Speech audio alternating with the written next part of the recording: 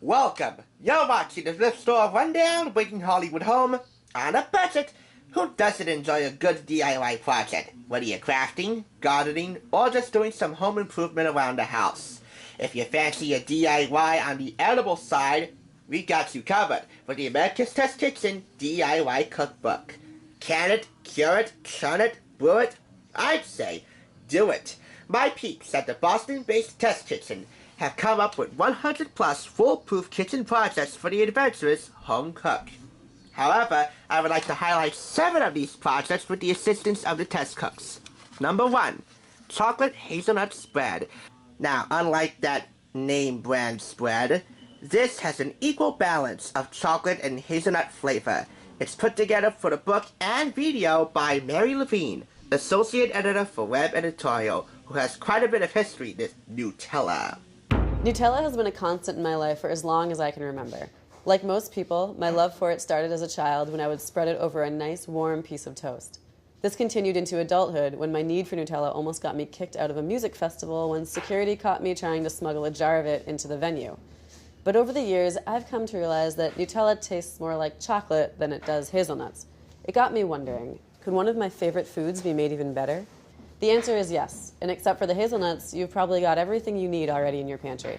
Homemade chocolate hazelnut spread is super nutty, and because you're using a food processor instead of a commercial-grade machine, it's got this really nice, hearty, coarse texture. My advice to you, Mary, is this. Had you made some of this before you went to the music festival and gave it to the security guard, I bet the guard would show a bit of leniency on you.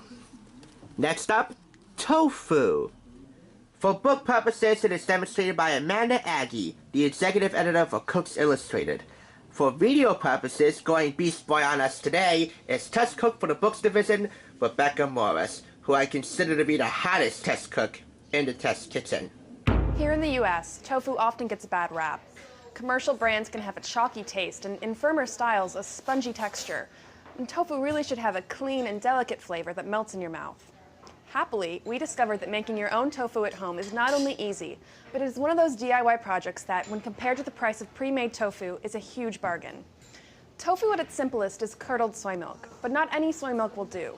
We tested mainstream supermarket brands and found that because of the additives and heat treatment they go through to be more shelf-stable, it renders them unable to curdle. So unless you can get freshly made soy milk from an Asian supermarket or health food store, you're better off making your own. By the way, you see these photographs?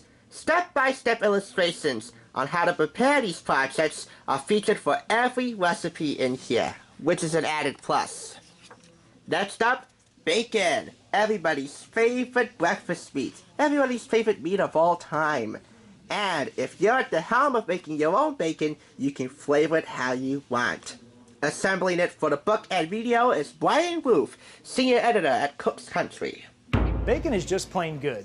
I've recently taken to making my own in bulk. In the driver's seat, I can start with a relatively inexpensive slab of pork belly and create my own personal blend of salt, sugar, and seasonings to flavor it with. Plus, homemade bacon easily beats out anything you'll get from a package. Bacon is just plain good, but does homemade bacon really beat out store-bought? I don't know. The test kitchen did a tasting of store-bought bacon and put together a winner, so that's a contradictory debate. Next up, salted caramels. If you're a salted caramel snob, you can easily relate to Christy Morrison, the wittiest test cook in the test kitchen in my opinion. She's the associate editor for the books division. I like chocolate as much as the next person, but when it comes to my sweet tooth, I'm a sucker for caramel.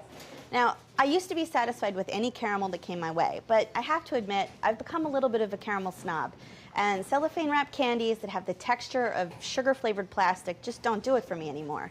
I'd rather invest a little time and a few kitchen staples to make salted caramels my own. The thing to remember about working with caramel is that you can never turn your back on it. You can stand and watch sugar syrup bubble for what seems like hours without even the slightest color change, but if you walk away to answer the phone, your caramel will burn before you have the cell to your ear. It knows. Trust me on this. Salted caramel snobs, look no further than the America's Test Kitchen salted caramels recipe. And when I say Christy is one of the funniest in the test kitchen, she really is. Next up, marshmallows by Texas native Louise Emmerich, senior editor for the books division. Her days along a Camp Longhorn campfire, which is in Texas, was partially the inspiration for making marshmallows, plus a bit of a mishap at the s'mores making party. One-dimensional sugary candies aren't usually my thing, but marshmallows are a different story. Make a s'more and I'll come running before your campfire toasting twig has a chance to cool. But a few years ago, when I was prepping for a s'mores making party, I just couldn't pull the trigger on the jet-puffed purchase.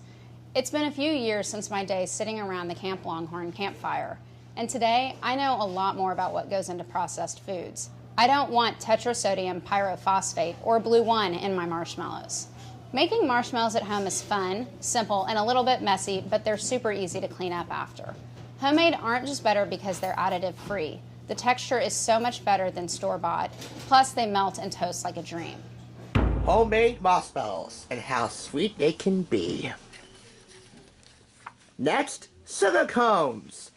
For book purposes, it's demonstrated by Louise Emmerich. However, for video, it will be demonstrated by executive food editor for media, Bridget Lancaster, and co-host of the America's Test Kitchen television series.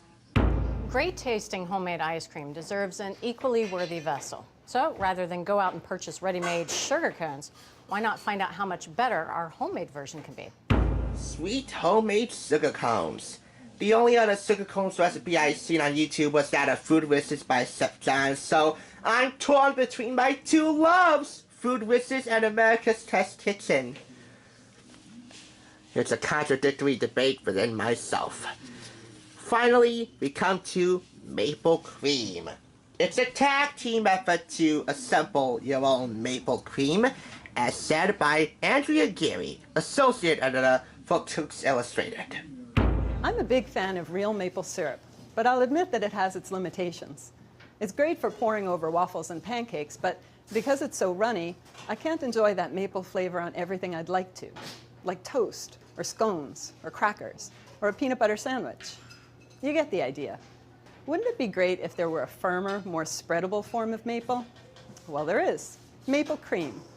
Maple cream is just maple syrup that's been cooked to a high temperature, then cooled a bit, then beaten with a spoon until it forms a thick mass of crystals that are so tiny that your tongue doesn't really recognize them as crystals.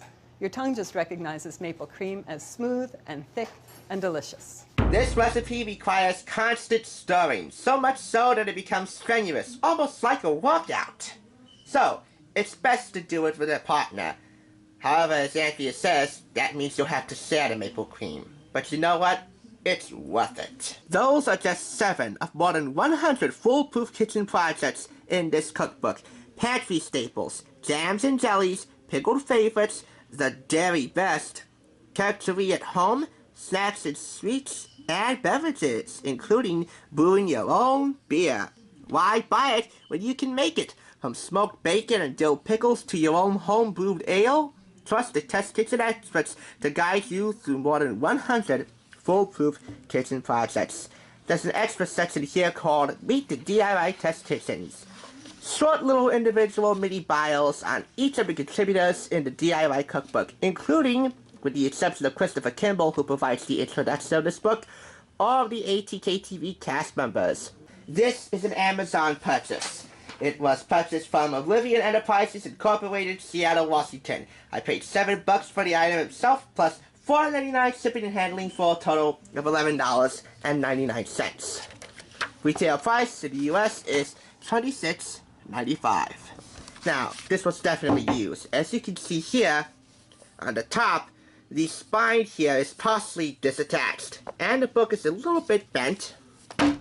So I had to give it a bit of a ding because of its condition, but otherwise, this is pretty much an awesome cookbook to have around if you like your DIY projects to be eaten.